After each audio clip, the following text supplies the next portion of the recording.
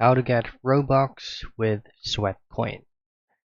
Now, the very first thing that you need to do is to access your Sweatcoin application and ensure that you're currently running the latest version by going to Google Play Store or where you have downloaded the app and just simply hit on the update button. Next thing to do is make sure that you're logged into your Sweatcoin account. Now, this is going to be your Sweatcoin dashboard. For you to be able to buy out Robux using your sweat coins on this app right here, you just simply head down to rewards at the low portion of your screen and then just simply go to buy.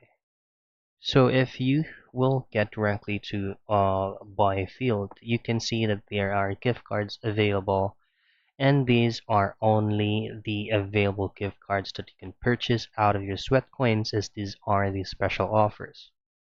However, if you head down to premium, you could actually join the auctions by getting those secret offers for free.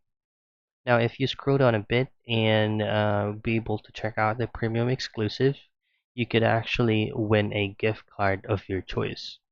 By there, you won't be able to head down to buy and choose and find if there is a Roblox gift card that's going to be available. So that's pretty much it.